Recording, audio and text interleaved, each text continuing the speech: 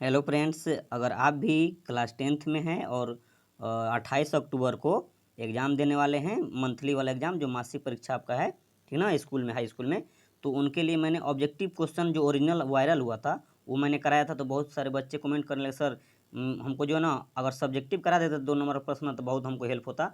Objective तो आप करा दिए, अच्छा हुआ, लेकिन सब्जेक्टिव ही करा दिए। तो देखिए, आपका जो है ना सब्जेक्टिव 2 नंबर वाला टोटल 10 क्वेश्चन पूछा जाएगा, मासिक मंथली एग्जाम यानी 28 अक्टूबर को जो आप लोग 2023 में देंगे।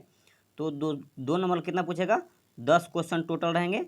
उनमें से आपको जवाब कितना देना है, 5 प्रश्न का, ठीक ना। 2 नंबर वालों की बात कर रहे हैं, सब्जेक्टिव का 2 नंबर वाला 10 क्वेश्चन रहेगा, आपको 5 का जवाब देना है। तो वही 5 क्वेश्चन जो वायरल हुआ है, जो एग्जाम में यही क्वेश्चन आएगा, आप लोग जाकर हूबहू बना देना है, ठीक ना। तो हम उसको सोल्यूशन कोशिश किए हैं कि उसका सोल्यूशन करा दें।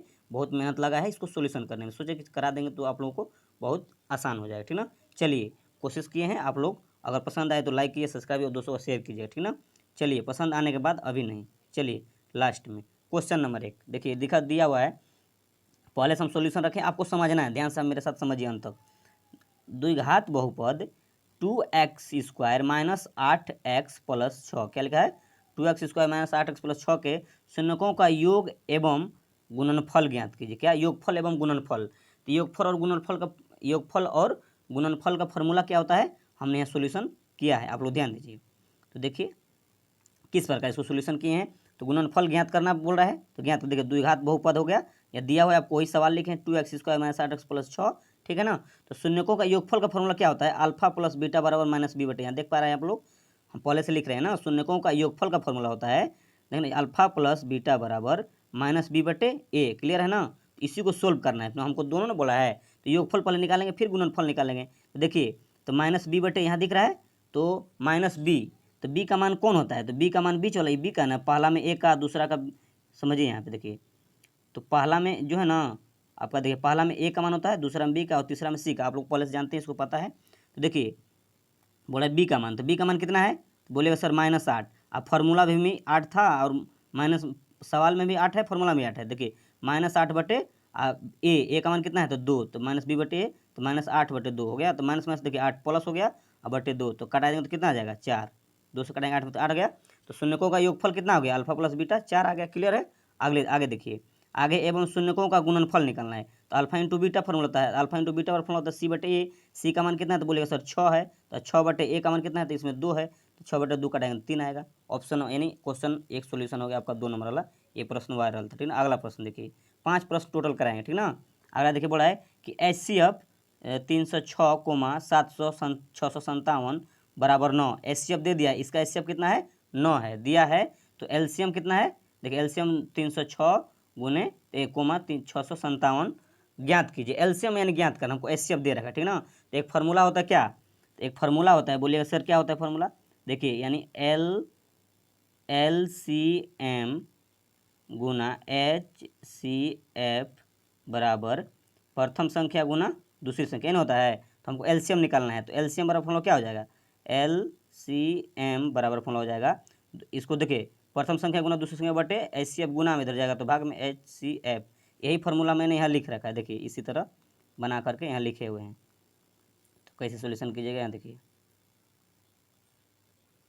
तो लिखा हुआ है, तो यहीं पे लिखे हैं क्या, देखिए HCF ना, अगर लिखना भी चाहते लिख भी सकते, हम जानते हैं कि दो संख्याओं के HCF और LCM का गुणनफल दो दी हुई संख्याओं के बराबर होता है। यानी कहने देखिए HCF बराबर इतना दिया हुआ है HCF, तो देखिए LCM बराबर पहली संख्या गुना दूसरी संख्या बटे HCF, यानी HCF गुना होता है, इधर भाग में आ गया। तो देखिए पहली संख्या और दूसरी संख्या दिया गया कितना है, देखिए पहली संख्या 306 है, दूसरी संख्या 657 है। तो पहली संख्या 306 और 657 लिख दिया, बट HCF कितना दिया है, तो यहाँ देखिए 9 दिया है HCF, तो 9 दे दिए नीचे।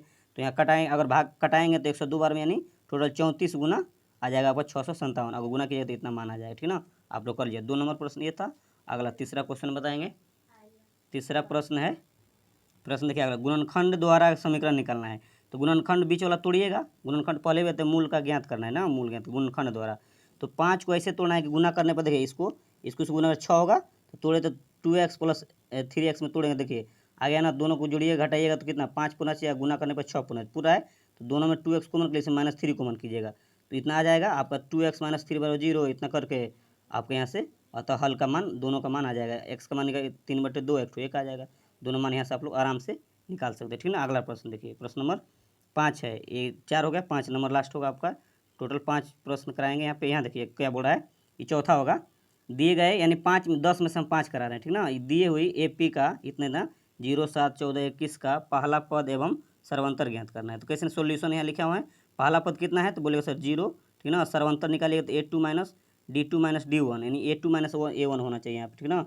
D2 माइनस D1 नहीं होता है, A2, थोड़ा सा मिस्टेक हुआ, A2 माइनस A1। तो यहाँ क्लियर, A2 माइनस A1, 7 में 0 घटेगा तो 7 आएगा, D का मान। तो A और 7 यानी D का मान भी निकल गया और A का मान भी निकल गया, ठीक ना। A का मान आपका पहला पद 0 और D का मान 7, क्लियर है।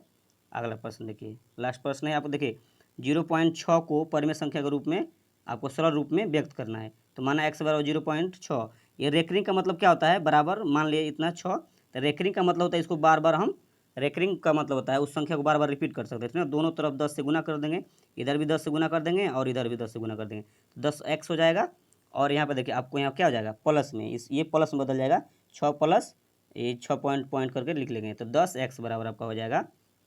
देखिए तो इसके बराबर में देखिए x माने है ना, इस पूरे को क्या माने हम यहाँ पे देखिए x बराबर ये पूरे है, तो ये पूरे का हटा के हम क्या लीजिए 6 प्लस x, समीकरण 1 से कहाँ से आया, इसको समीकरण मान लीजिए 1 से आ गया, ठीक है ना। तो देखिए 10x बराबर ये 6 प्लस x है, तो x प्लस में रहेगा तो माइनस में, तो 10x minus 6, 10x minus x बराबर 6 हो गया, हुआ ना। तो यहाँ से क्या कीजिएगा 9x बराबर 6, तो x बराबर 6/9 हो जाएगा।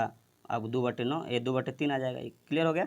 इस तरह टोटल 5 प्रश्न आएंगे, आप लोग ऐसे सॉल्यूशन कर लेंगे, यानी ये सब्जेक्टिव प्रश्न भी आपका कंप्लीट करा दिए टोटल, देख रहे हैं ना।